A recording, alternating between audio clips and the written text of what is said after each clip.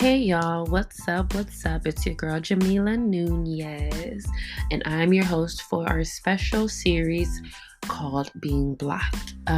In this podcast series, we are going over Black owners, Black businesses, Black artists, Black community members, anything Black, anyone Black, any being Black, all in San Diego, just to speak our truths, our experiences, our opinions, and our perspective in regards to the local San Diego community, but also in regards to today's society.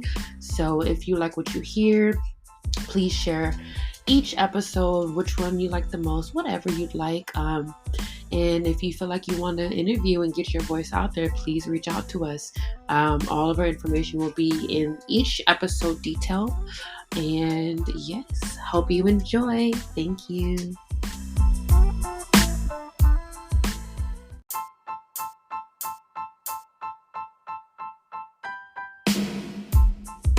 Running back one more time, I want to collect my thoughts. You're fine. So I'm going to say, tell us a little bit about yourself, your name, your age, where you're from, and then how you identify yourself in today's society. Okay, whenever you're ready.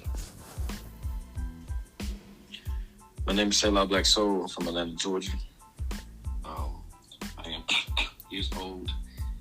I identify myself as a Black man in today's society. When I don't, I will say, starting off, I identify myself not as a color, but I am Black, and it means being leader is king. And that's how I see myself in society today. Not in my earlier years, I found myself later on in life, because we, in the education system, some people get the right knowledge, some people don't, and then they wake up to it sooner than others or later than others. You know what I'm saying? So, yeah. Once I figured out, who I really was through history and, everything that we've been as a people before slavery, that's when I really woke up to charge and who I am and to my rightful place as a king. So I see myself in today's society as a Black man correcting my ways and trying to, bring people on the right track, right path for me. Okay, nice. I like that. So touching back on, the educational system and kind of childhood, what was your upbringing like?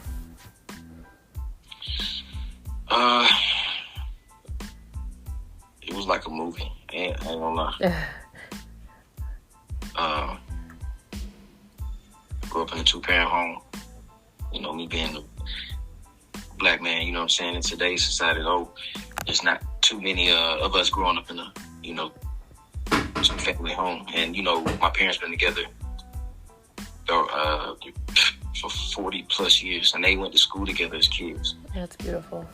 You know what I'm saying? So they've known each other their whole life, and they're still together to this day. So I don't take for granted, I don't take my parents' relationship lightly, because I know what it's like to be raised by a 2-parent home, two parents that, I don't know, we weren't the Cosbys, and we weren't the Evans, good times, you know what I'm saying? Yeah. We were somewhere right in there, you know what I'm saying?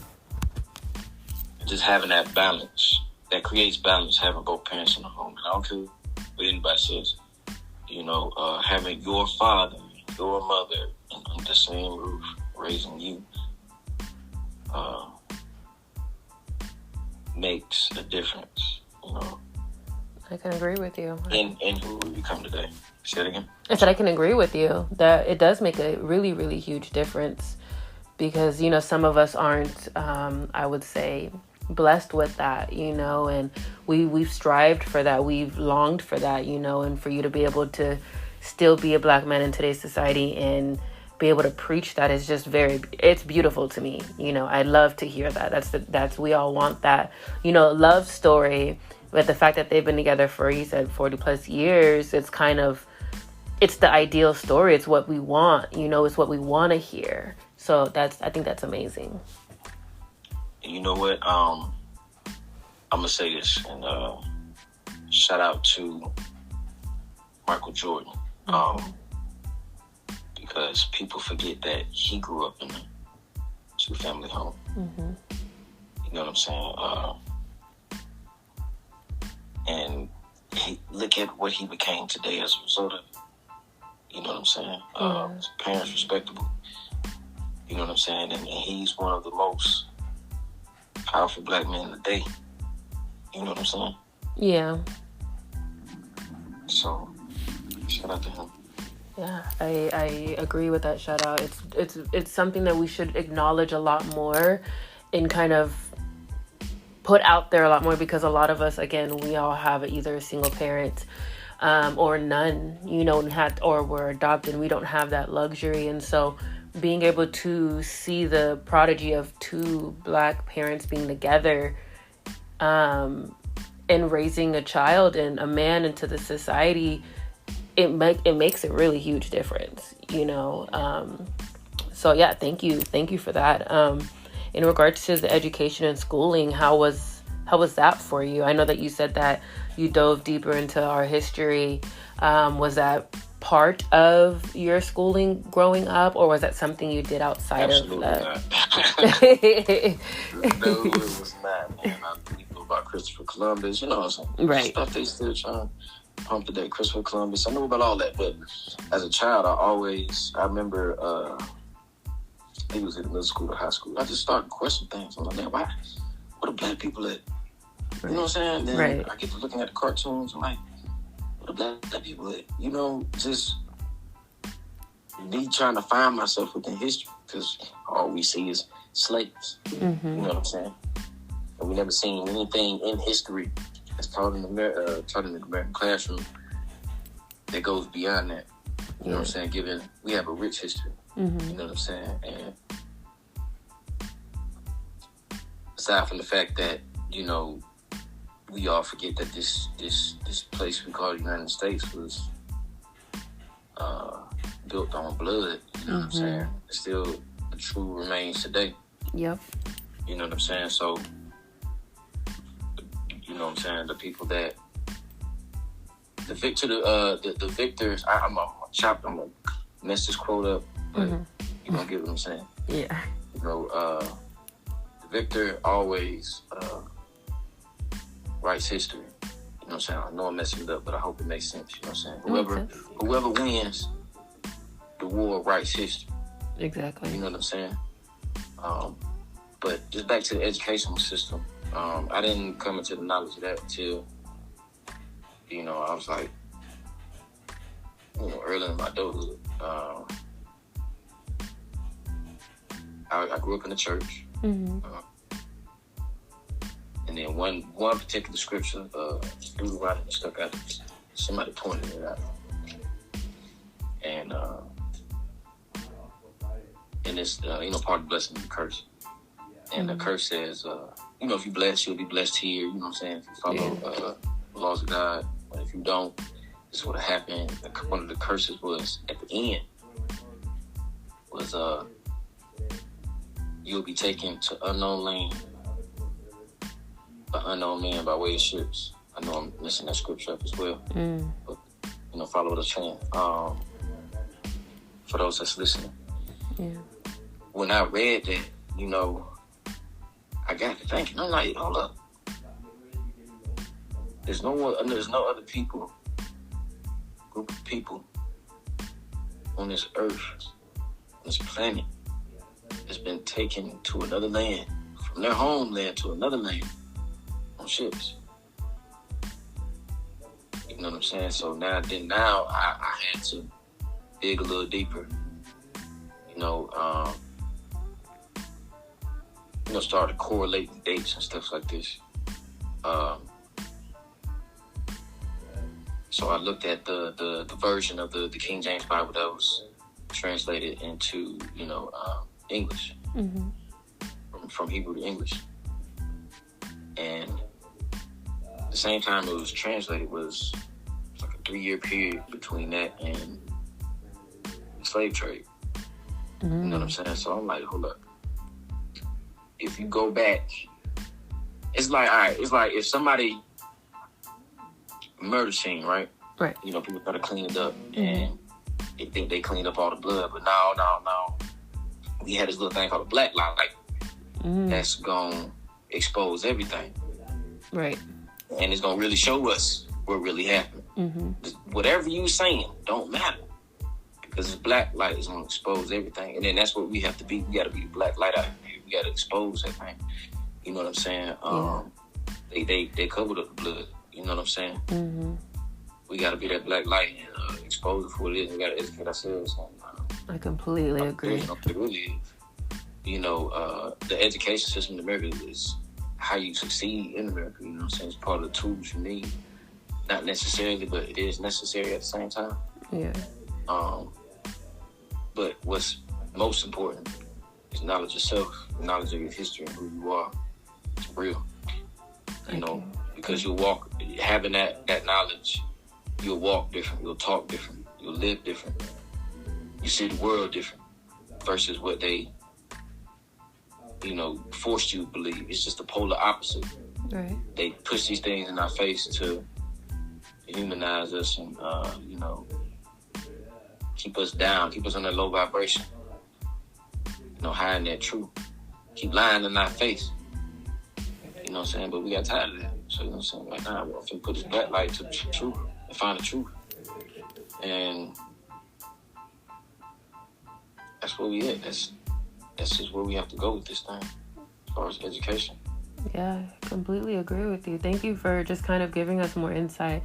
Also coming from a church background, that really helps to shed a lot more light, because a lot of people today in the Black community still use these scriptures and still don't see the true message, or don't even bother diving deep into the history in regard to it or questioning it. They're just blindly following. So with that being said, when it comes to history and you feel like our listeners should know about, what is one thing that you feel like you can share with them to kind of get them asking the right questions?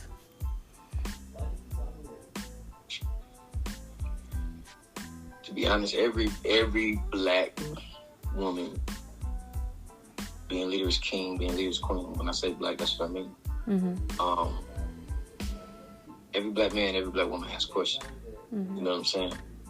And if they move the opposite of who they really are from an outside perspective, you see them moving backwards from what's truly them, then they're not asking themselves the right questions.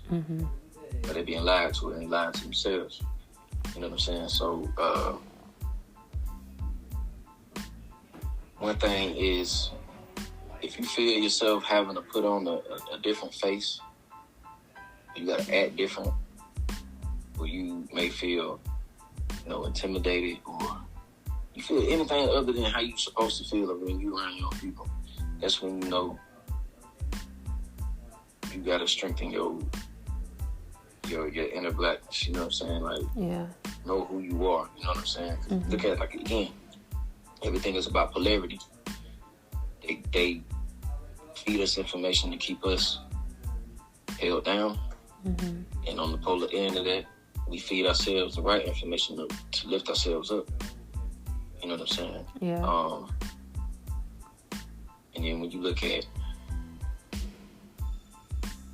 how we treat ourselves, I lost my train of thought on that one. No, you're fine. It goes deep. But just right there, though, if you look at everything with polarity, that's it. Look at everything with polarity. There's always an opposite to what you do. You know what I'm saying? There is no in between, nothing. You know what I'm saying? You can't be. There's no in between. You got hot, you got cold, you got dark, you got light. There is no in between that. You know what I'm saying? And that's where we have to be within ourselves and as a people. You know what I'm saying? When you search your history, I know a lot of people say search your history, search your history. Some people don't know how or where to start. Mm-hmm. And that's something I asked myself too, like when I was coming to this knowledge. Like this is my personal experience. There's no wrong way to look because the information is being put out there. Mm-hmm. You can look up anything, everything. Everything's going to connect.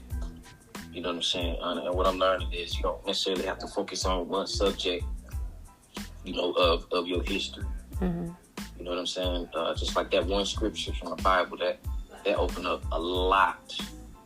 That was like a key unlocking the door to my mind, and my thoughts just started going everywhere. You know, just starting from that time in history. You know what I'm saying? So,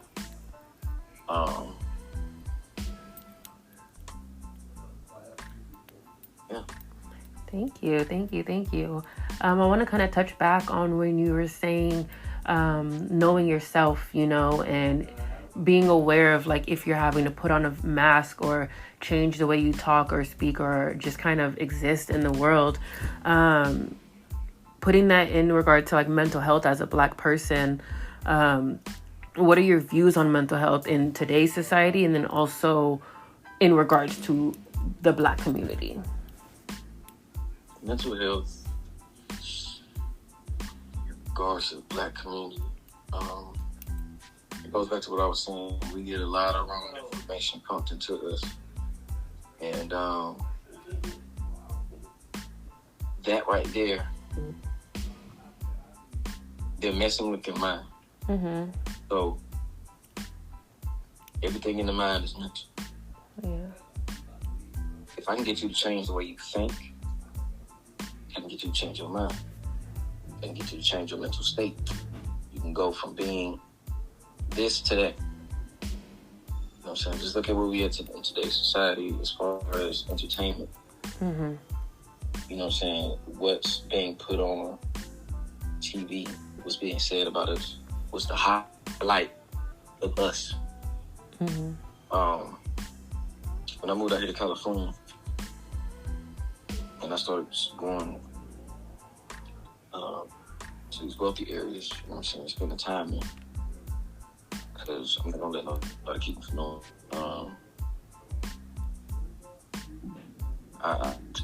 It was like being a bubble.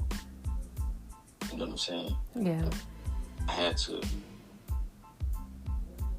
put on my white glasses, if that makes sense. And I tried to look at our world from their views, based on what we see the entertainment business and the media put out about us. So I'm like, damn, all right, if we always seeing us on the news doing this, we always seeing us twerking and doing all this other stupid shit.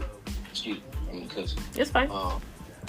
Okay, so we can. Mm-hmm. Yeah, you can be your most authentic self, please.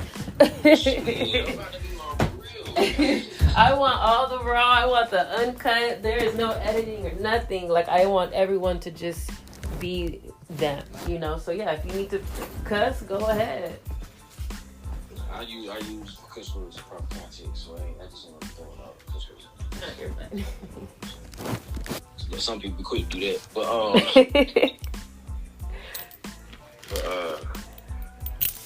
so looking at, if we seeing this, they seeing this, right? And again, it's all about polarity. It's about polar opposites. If we feel how we feel about this, imagine what they think about this. Imagine what. Okay, y'all got us entertainment, all this. They have us looking like we're at the bottom of the barrel. Yeah. And then the psychology behind it is we look like that to everybody. And when I say we, it's not all of us. Mm-hmm. I'd say this. Some of us, or a lot of us, feel like we truly feel inferior because of that. Because you haven't been getting the right information coming to your mind. So you're going to feel inferior. You know what I'm saying? Your mind is the strongest weapon there is. Yeah. You know what I'm saying? If I can control your mind, I can control anything about you. That's pimping 101. That's how you pimp.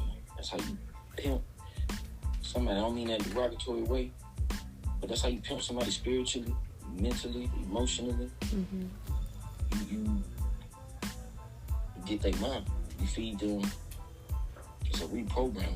You know what I'm saying? Yeah. We just gotta come out of it. And really know who we are, where we at, and stand on that. Like, we not out here causing no trouble. We just out here living our lives. Right. For the most part. And then they highlight the fact that, you know, in quote unquote urban black areas, you know, black on black crime is this, that, and the third. But come on now, like every corner of this earth has a sector in their society you commit crimes. There's not one perfect country, there's not one perfect place on this earth. Mm-hmm. There's no crime absolutely not being committed. Right. And if it isn't, it's because there's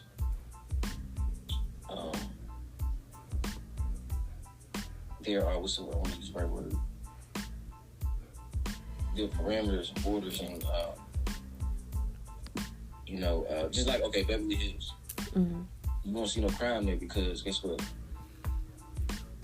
For one, they know how to keep us out mentally. Right.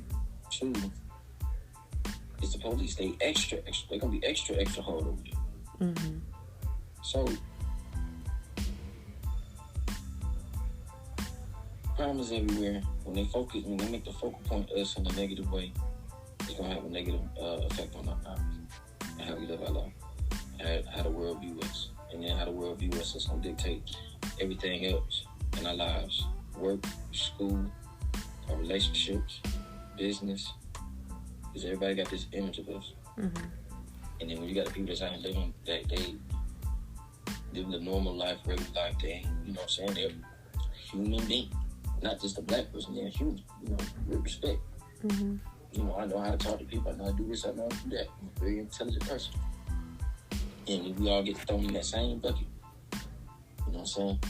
That's the difference between us. And then think about this. They don't... I'm going to say that one for another interview. Okay. I won't get too deep on that. No, you're fine. That's perfect. Kind of, I want to say backpacking on, you know, how when you say black, be leader as king, be leader as queen, where does that come from? I made that up, honestly. Okay. Just as I was creating who I am, you know, under myself, and gave myself the name Selah BLaK Sol. I wanted to create something with meaning. I just didn't want to put some words together just because it sound cool. Anything I do is going to have meaning. Everything. So I was looking up the word black and I broke it down in the acronyms. And I saw this acronym. It said building leaders and community knowledge as an acronym for black. And I was like, that's dope. So I said, I like how they did that. So then, you know, one thing led to another. I sat there for a minute and then boom, being a leader is king. You know, and then student of life, SOL. So there's so many meanings in that too. You know, you think about the sun. I was so, just the acronym itself, student of life. all connected. Yeah. It's all connected. I completely agree. And so you said that you made it up. Can you tell the listeners what you do as a Black man in society for today? What I do, I am an entrepreneur, business owner, artist, painter. I'm an artist in all areas, to be more specific. Painting and sculpting, music, hip-hop, poetry. I'm a self-published author. Have my own clothing brand. My own art company, Avian Arts. Photography. I do all these things, but I do it all in unison to tell a complete story, and how I can make sense to some people. Some people may think, oh, you do a lot, or someone said to me, you got to choose one thing to do, focus on that, Mainly, I'm an MC and a poet, Those two things led to me doing the art. So I'm thinking in my head, business-minded, as I began my music journey. I needed somebody to create cover art for me. So I taught myself. Asked a homie of mine, and he has a background in graphic design. He gave me some tips and tricks, and then once he did that, it was a wrap. I was like, oh, for sure, I'm finna cut the middleman all the way out. So, boom, I say, hey, think about it, you say $30 to $50. Yep. I do my own cover art, especially if it look good. It looks really, really good and gets a lot of attention. Yeah. Keep going that route. That's adding to your creative muscle. You know what I'm saying? Right. So then that led to, me doing my own, it led to me doing the art, how I could, further separate myself from artists, from just a rapper, how to further separate myself from a poet. I added the art component. And then that transitioned into, Avian Arts with my exclusive pieces. So it's like everything goes hand in hand. So whatever I need something for myself, some dope art, presentation, even my own website. I did that myself. On my last project, the BLaK project, I released in December. I engineered and I mixed and mastered that myself. The message I released that this year, January. And there was another project another single that I released last year, Tickle Your Fancy, that I teamed up with a producer in Atlanta by the name of Terry Shard. And I just took the creativity level and I invested into myself, rather than investing my dollars into somebody else trying to create what I have in my head through their ears. Like, fuck all that. Because I don't want to. I don't want to explain to you my vision and then you fuck it up. And then I gotta keep telling, no, like this, no, like that, no, do it, okay, move it over here, now move it, now, okay, almost, and then you goddamn 15 edits in, and you owe this nigga $35,000 on a fucking flyer. You know what I'm saying? Like, nah, bro, I'm gonna figure this shit out on my own. I'm gonna keep it simple. I'm gonna just build on my knowledge and get information and build on that knowledge by talking to people who have experience in doing whatever I'm about to venture into, and then boom. I just saved myself another $50. Yeah. On flyers, cover art. You know what I'm saying? And I made myself more money because now I became a business. Right. If you like my work, I can extend it out to I'm going, like at the end of the day, I'm a business, and entertainment is business. You have to know how to appease the people. You know, be pleasing to the eye and the ears first and foremost. That's it. Once you be pleasing to those two senses first, you know, everything else will follow. Yeah. So yeah. Yeah, I completely agree with that. They, like, growing up, they always said if you want something done right, you got to do it yourself. You know, so that kind of stuck with me too. So when you said that, I'm like, I'm the same way. Like, there are times where I'm just like, okay, why am I explaining this? Why am I doing this extra work when I know if I did it myself, it'll be done in like 5 minutes? You know? Now, here's a disclaimer. Those listening. Now, here's how you know if your work is good. If people give you more than one, if you get the different type of comments on your work, you know, or if you get if it's gaining a lot of attention, and it's getting consistent responses, like people are really genuine about your work. Or somebody told you it's trash, like take all that into consideration. You know, because everybody's not able to do everything.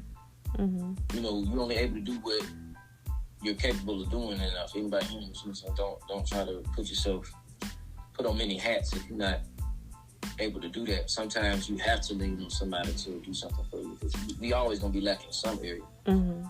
You know, so just keep that in mind. You know, you don't stress yourself out. And if you do want to venture off into, you know, trying to wear all them hats, you know, somebody said, a jack of all trades. Well, how I go? I'm messing up quotes all day today. No, I think it's a jack of all trades. See, look at me too. It's a jack of all trades. I think that's one of them for sure. Jack of all trades and master of none. And then it goes on to say, I'm messing it up again, but it goes on to say, okay. But all trades is better than none. Pretty much saying, look, I'd rather have all these talents, these weapons in my armory. You know what I'm saying? These tools in my toolbox versus this one big ass hammer over here. Exactly. For real. Like if you need a saw, oh, I got you. You need a screw. Oh, I got a screwdriver. I got you. All you got is a hammer, bro. We finna get to work. We just got a hammer. Right. Like. Well, if I need something to hammer, I know who to call. Right. Call hammer, man. That's the only tool you got. Wow. No, for real though. Like, I used to think that I was just like, man, like, why do I do all these things? You know, like, why do I want to? But then I realized, like, because for one, I'm a student of life. I love to learn. I love to, like, experience things. And I like to say that I've done it. Even if it wasn't successful, I succeeded in doing my best, you know? So having that skill or knowledge or just information in regard to many things is very powerful. And it just adds more character to who you are. It adds more, I would say, I don't want to say praise, but it's like, it adds just more things under your belt, honestly. But yeah, so what are some ways you feel like we can better protect our future generations from the suffering, you know, either you've experienced or, you know, other people have experienced today in society we're experiencing? And like, what are some ways you feel like we can better protect them? Okay. The best way we can protect our children is, you know, being open and honest communication. Again, everything goes back to right information, right knowledge. You know, we depend on the school, other adults outside the home to train and educate our children. And then when they come home, they on the game, you know, they're doing something else. But then you have families out here that's more advanced, and you can tell the difference in what's going on at home. Yeah. You know what I'm saying? That's where it starts first. You know, really pouring the right information into their mind, because you don't want them to be like myself. You know, growing up, not having that information. Yeah. You know, I experienced not saying that would have changed the experiences, but the experiences happening, but the way I responded to them, the way I moved about early adulthood, you know, it would have been different. You know, I came into the world. You know, I got knowledge. I know what's going on. I know what's what, and I know what's been passed down from generation to generation, especially, you know, Black families in the South. You know what I'm saying? You know, you got to do your best, and, you know, don't step on nobody's toes. You know what I'm saying? All the passive stuff. You know, the inferior thinking. Like, they're special or something. Like, we got to be out here. We got to act this way that way. And then I realized that's bullshit. Whether I try to make them feel good or not, they still gonna fuck you over. Whether you try to be the, you know, the most nigga with all the shit on your nose, you know, because you all in their ass, they still gonna fuck you over. Not saying that I did that, but anybody who does do that, man, know who you are.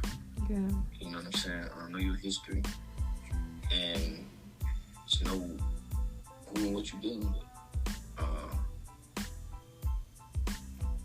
Because you have to, having that self-knowledge, you know what I'm saying? It anchors you, it keeps you grounded. And you're not going to be swayed by other people's emotions. Like, if you feel some type of way about me, what the fuck? Versus, oh my God, they did this and did that.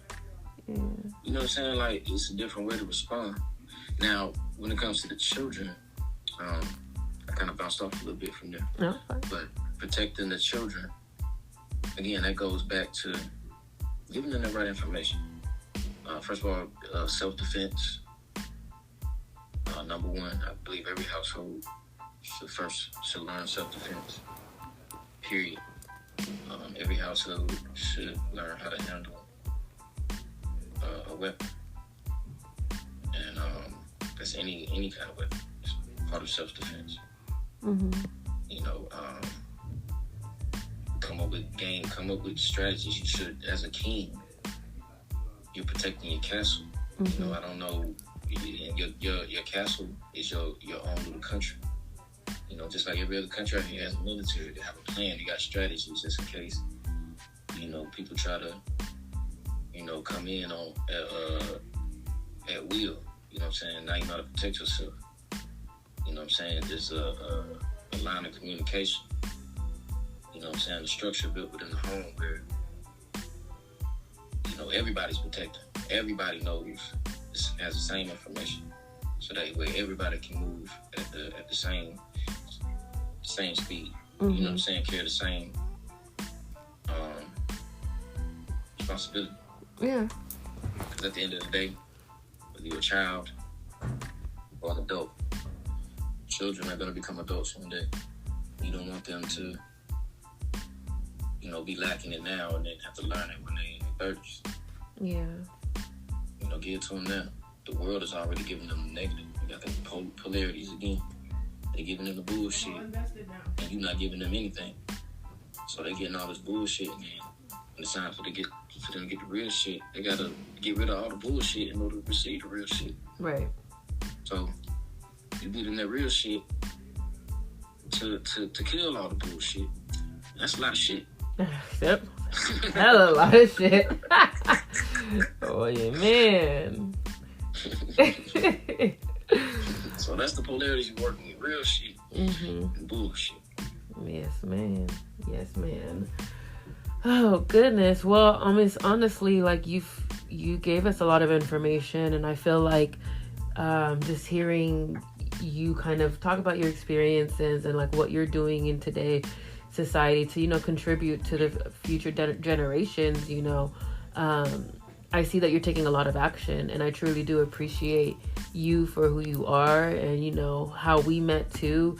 I'm really appreciative that I have someone like you in my life, not even just as a business, but I can honestly start to say that you are a friend.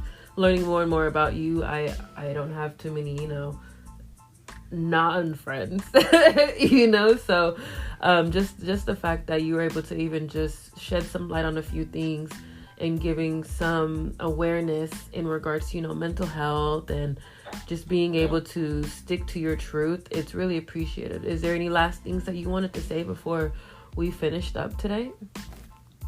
Yeah, if anybody out there is listening, for those who are listening right now, you know what I'm saying, people say take it one day at a time, whatever you're pursuing.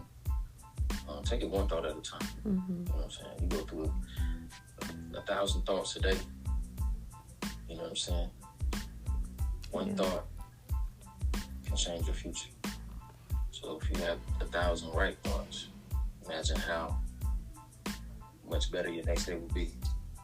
How much structured and organized it will be. So whenever you move through life, take one thought at a time. Get confronted with a situation, take it one thought at a time. You get blessed. Take it one thought at a time. Take everything one thought at a time. You know what I'm saying? Live life on your own terms, but live it slow. You know what I'm saying? Yeah. I like to leave it. Well, thank you, Selah. Like that is something very, very powerful. One thought at a time is one way we need to go. It's a really great way to go. So thank you so much. I will be putting your information. If there's anything else you want to send to me in order, to put into the description, let me know and send it over my way, okay? All right. Okay. All right. Thank you. Have a great one. You too. Thank you. Mm-hmm. Bye.